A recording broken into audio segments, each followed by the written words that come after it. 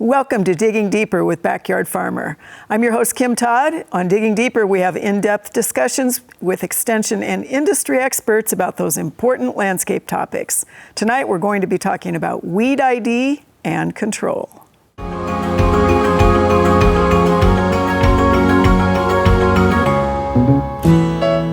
Thank you for joining us once again for Digging Deeper with Backyard Farmer. You know, it's no secret that during the spring we get flooded with questions about weeds. The fact is, right now can be a perfect time to take care of some of those weedy problems. Before you can do that, you really need to know what kind of weed you're dealing with. So to help us with that ID process, we have Matt tonight. And Matt, you've talked about turf weeds, and a lot of these don't really care whether they're in the turf or they're in the landscape. And they spread, crazily. A lot of them spread crazily. So we got a broad selection of weeds here that Kim kindly picked and, grabbed every single one that she could see. So bear with me. I'm going to try and get through all of them, and hopefully I don't mess any of them up. But, I've talked a lot about turf and weed control in turf. And when we get into the landscape of our houses or around our houses in our gardens, a lot of the products that I'm recommending, they're not always good to use next to a lot of the perennial landscape plants that we have, or just for that risk of vegetables, getting some of those products on there. So there's other products out there that we can use in the landscape and in the garden that not necessarily we would use in turf. But a lot of these weeds, we do have in turf, so we control them, but they get in our landscape, and then what do we do? I know it seems like just pull, a couple months ago, you're all ahead of it in the springtime. Right. You're like, oh man, the lawn looks great. The landscape looks great.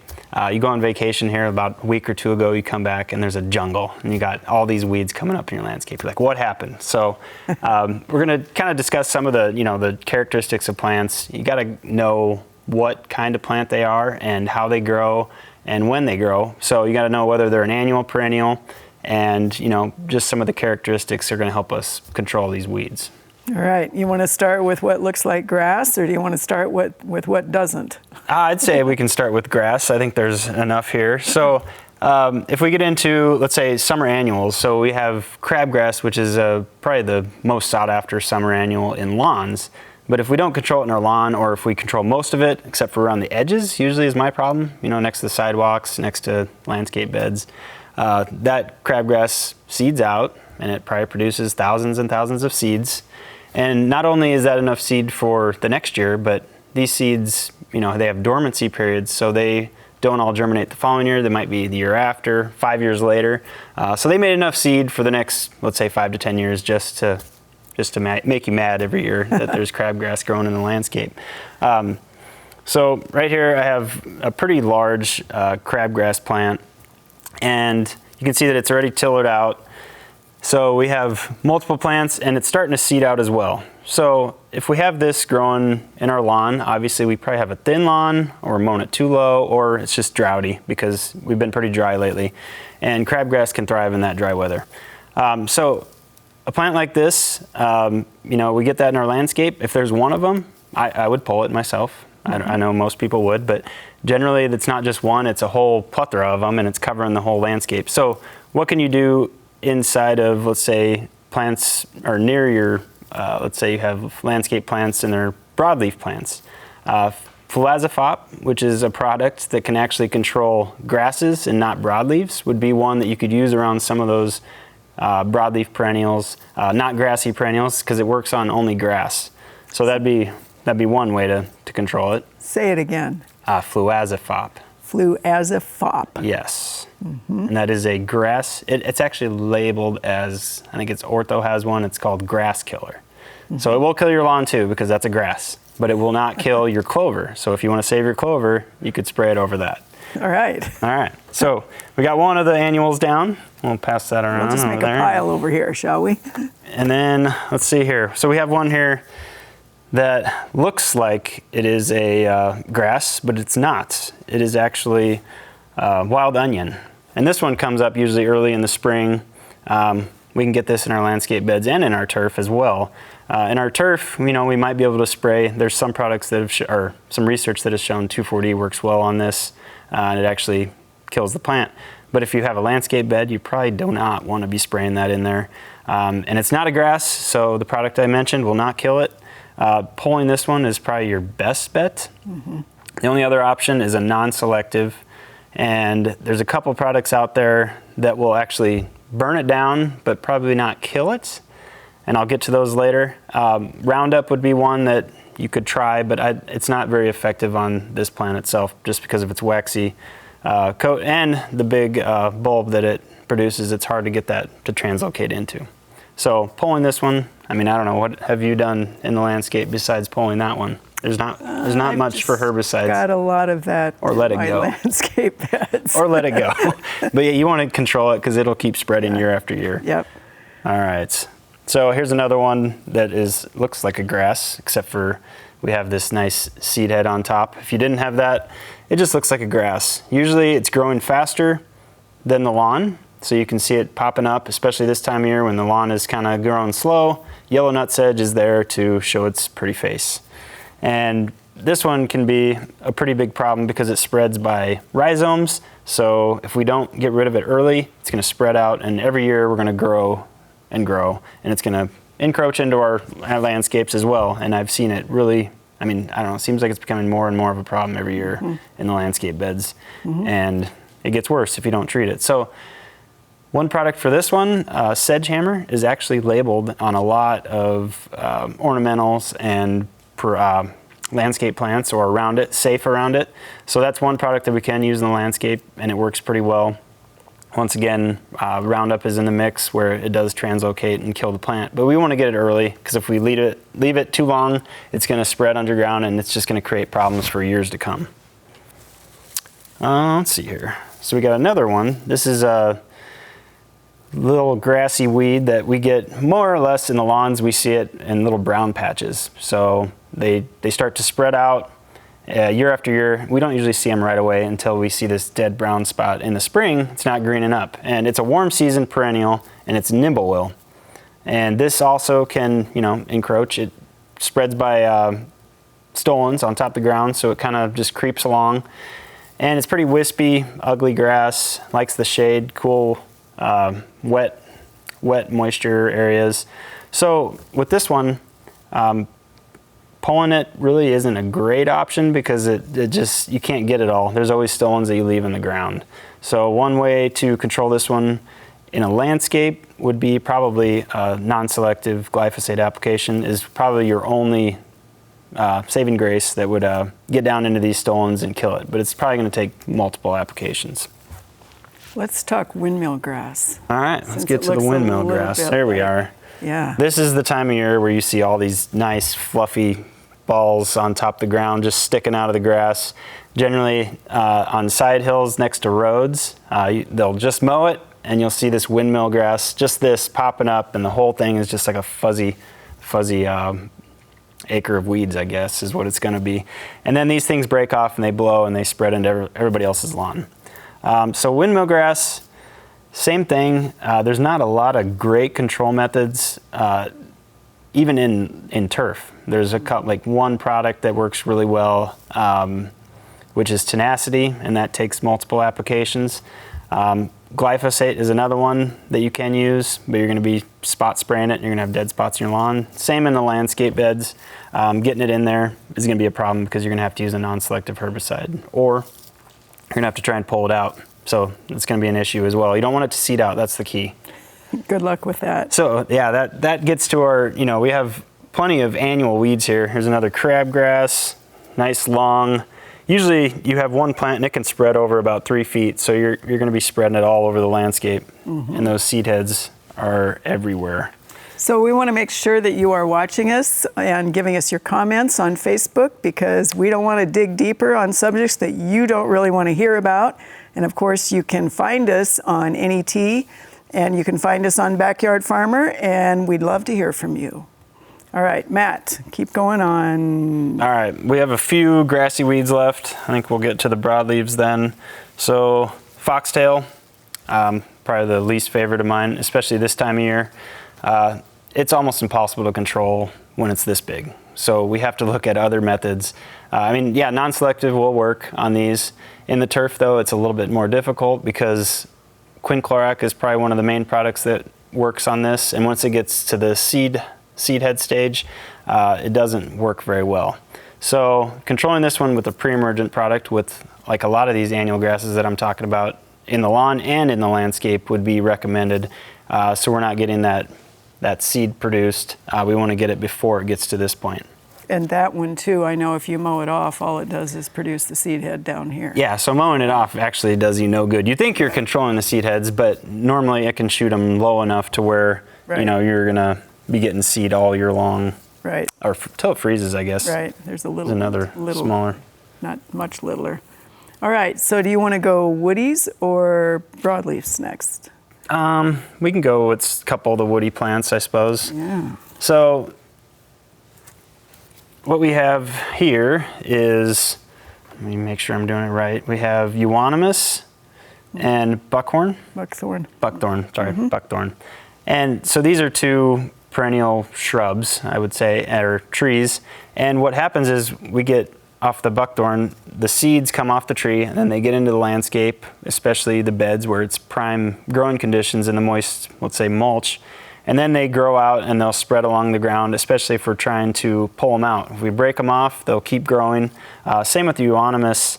If we have this spreading into our lawn or into our landscape and we're mowing it, it's basically just going to create a shrub. So what we need to do is we need to go in there and actually trim it at the ground level or below so that we're not getting it to spread out to where we don't want it.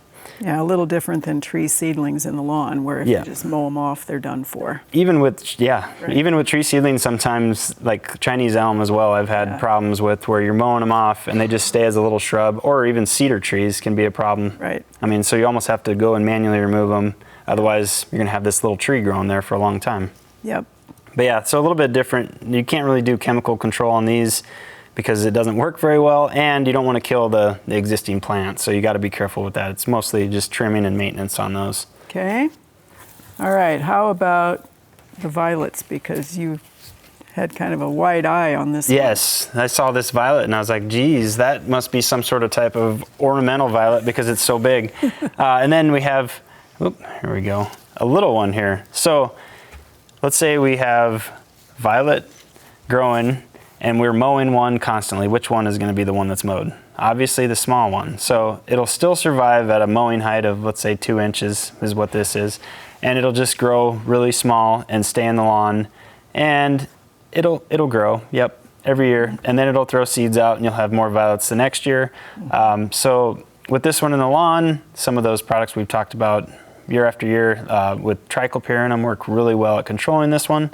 So now if we move to the landscape side of it, we have this giant one that's just been growing all year undisturbed, it looks like. And we can't really use the same products that we used in the lawn, such as triclopyr, because we might affect, let's say if there's trees around or if there's other plants that are, other broadleaf plants, that triclopyr can actually get in the soil and cause problems to the roots or to surrounding plants. So if we have it in the landscape, obviously pulling it, this should get rid of the plant, except for it does have a pretty extensive root system, and that breaking off in the ground can sprout new plants. So one thing with this is if we have to, we can spot spray again with a non-selective herbicide, and that's going to help. But if you can control it by digging it out when it's this big, that would probably take care of the future ones. And then we're going to look at other methods such as deeper mulch or pre-emergent herbicides to prevent the seedlings from going. So yeah, that's an impressive one. I think the tree violet. Should mount that one. How about this one? We're getting some questions about that one. Okay, so yeah, this one has been around all year as well. Wild strawberry, and you can see that we got almost the whole plant here actually. So you see I ripped it apart. But that would have been the daughter plants from basically the main plant. So this one just spreads along the ground in a creeping method, and it'll cover, a couple feet, 3 feet in 1 year if left, or if it's got the right conditions. So same thing with this one in the landscape. We're going to have to try and get it before it gets to this point. And like I said, everybody's pretty happy about themselves in the spring. Come summertime, you run out of time, you don't get in there and you come back and it's just blown up into weeds, which happens very easily. So diligently getting these out before they get into the landscape is very important because they can spread rapidly. So digging them up or non-selective herbicides as well. How about clover? Same with clover. You have a perennial weed here that can also spread very quickly and take over the landscape. And it's a pretty good seed producer. A lot of people still have white flowers in their lawns. It's been going on for a month, 2 months now, it seems like. And this one is also a pretty tough weed to control if you're trying to pull it out, because it just has a really good root system. So usually what happens is you break it off. So there are, products in turf that you can use, but once again, in the landscape, you want to be careful which ones those are. Is there anything that is selective for clover but not for other ornamentals? Probably not. I'm sure there might be something, but that's the thing with using some of these herbicides. They're labeled for certain ornamentals, but not others. So it's hard to give. You don't know what people have planted. Right. That's the problem. Right. You got so many different weeds and so many different problems that there might be one product for each weed. And it's tough to, I guess, figure out which ones that is for these specific weeds. Right. So that would be a ho. Well, yeah. So there's probably like 3 or 4 post products that I just printed off a couple labels. Yeah, this was the one that I was talking about, Grass Be Gone, which was that fluazafop, the funky name. So it controls grass only in the landscape. And there's a couple other companies that make a product like that. And then also, I was just going to do I printed off a couple labels that I was just going to explain some of the active ingredients. I mean, we still have a few weeds to go through, but if we're looking at broadleaf weeds, or any annual weeds. So a lot of people have used preen in the past, in a garden or in a landscape bed. So preen has the active ingredient trifluralin. So that product works on many different weeds before they germinate. So if we're pretty happy about ourselves in the spring, one of these products, such as preen, in the garden they make it for, or in the landscape, would be a great one to control a lot of these weeds before they seed out. Even the perennials, you can control some of the seed from last year. Another example, actually Roundup has a product called Weed Preventer that's for the landscape, and it has the Roundup label. It's just a trademark. It's not actually Roundup. There's a lot of products that Roundup carries now. And this one actually has pendimethalin in it. And pendimethalin works on almost every species that we've talked about so far. So these are both granular products that are spread in the landscape beds, or some are allowed in the gardens. So we can get pretty good control pre-emergently with some of these products. Excellent. So people have choices. Well, there's other ones out there. There's a lot of commercially available ones as well. But I mean, to control these weeds, I've done this at my house as well, where I regret it now because all the spurge is just popping out and going crazy. So in places where I've done a pre-emergent, it's clean. So something like that can save you a lot of headache later in the year. Right. So it really is, typically we talk IPM, and it's that combination of, if you really don't want to use chemicals, but you get to the point where you have to, at least you know what you're after. Yes. A, in terms of what you're controlling. Yep. And B, what you're controlling with. Yeah, and it's helpful to know if it's an annual or perennial, so identifying it, looking it up, figuring out how it grows makes a big difference. Annuals you can prevent pretty easily with a pre-emergent. Excellent. All right. Well, thanks, Matt, for coming in and talking to us today. That is all the time we have for Digging Deeper. That will wrap up the 2020 season of Digging Deeper with Backyard Farmer as we move into the busy school year. Do be sure to watch Backyard Farmer live every Thursday through the end of September at 7 p.m. Central on NET. Thanks for Digging Deeper with Backyard Farmer.